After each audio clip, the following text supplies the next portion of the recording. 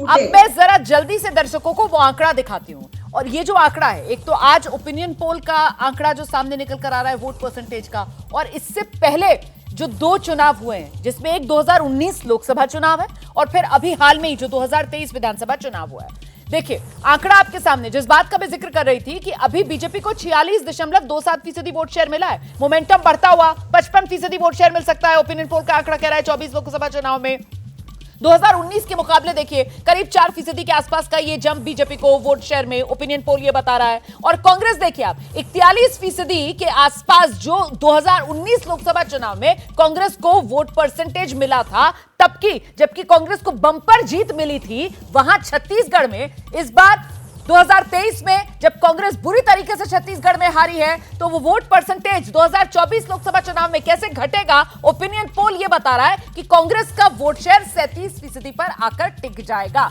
ऐसे में आंकड़ा महत्वपूर्ण होता है और ये बता रहा है कि साहब ये फासला बढ़ता हुआ कांग्रेस और बीजेपी के बीच। शुक्ला जी, मैं आपके दोनों आंकड़ों से सहमत हूं, और जो आंकड़े की आप बात करें, पिछले 6 चुनाव देखिए आप छत्तीसगढ़ का, तो आप पाएंगी कि भारतीय जनता पार्टी का लोकसभा चुनाव में बहुत अच्छा प्रदर्शन रहा है। यानी मध्य प्रदेश छत्तीसगढ़ विभाजन के पहले भी और विभाजन के बाद भी कभी भी भारतीय जनता पार्टी, मुझे लगता है पहली बार 2019 के चुनाव में भारतीय जनता पार्टी 2 सीटें गंवाई हैं, नहीं तो उसका 10 का आंकड़ा लगातार 4 से 5 चुनावों तक बना रहा है छत्तीसगढ़ में।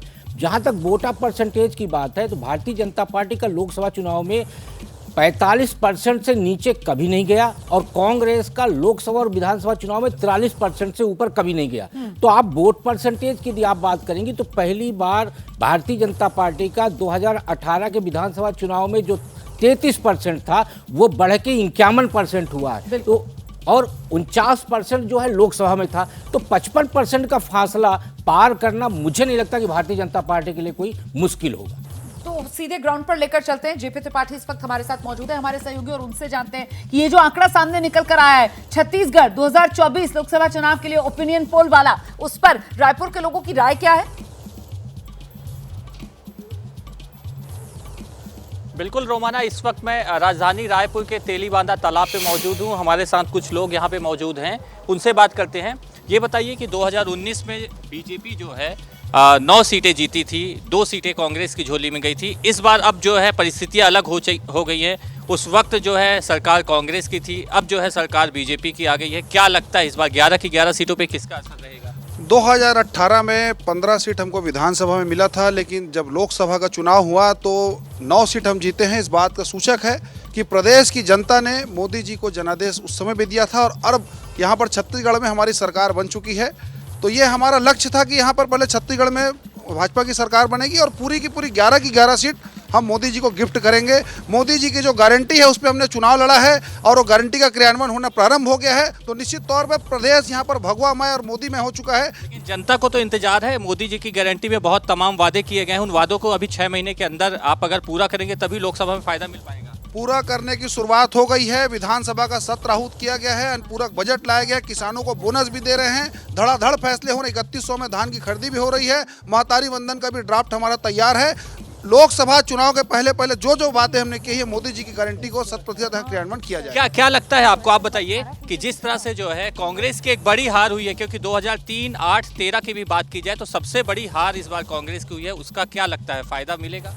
जी बिल्कुल फ़ायदा मिलेगा। कांग्रेस संगठनात्मक रूप से भी कमज़ोर हुई है, और जिस प्रचंड बहुमत से वो पिछली बार सत्ता में पहुंची थी उसका धीरे धीरे पतन हुआ।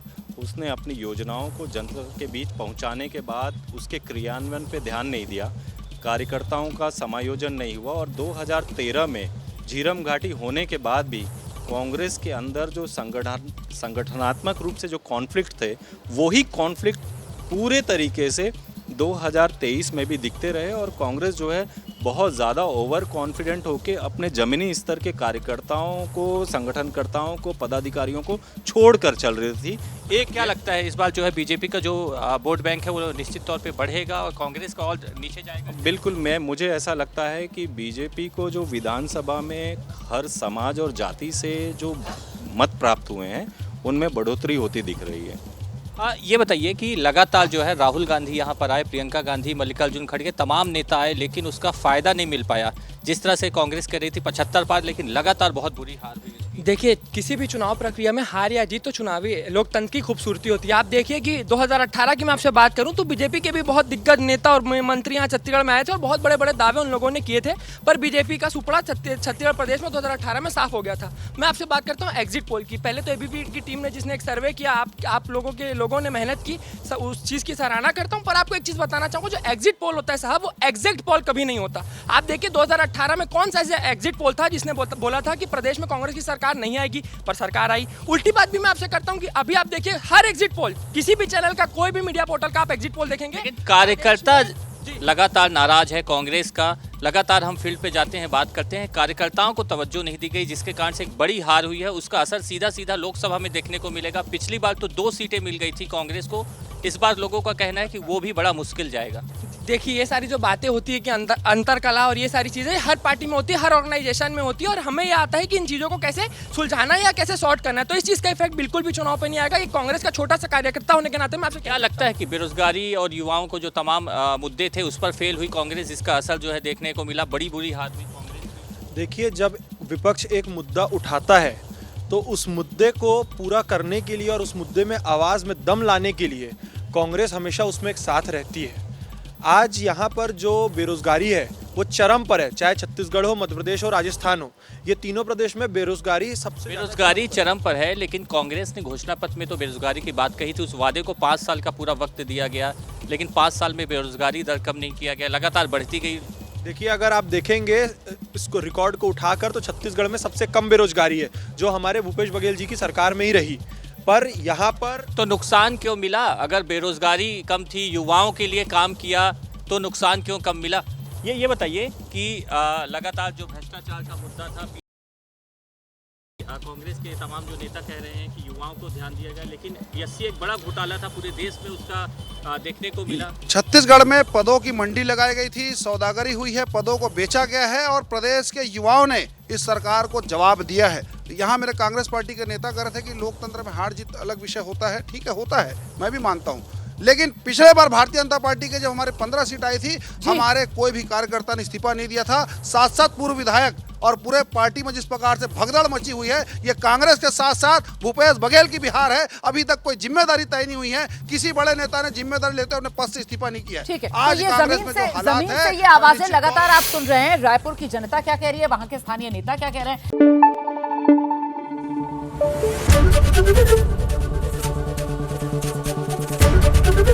एबीपी न्यूज आपको रखे आगे।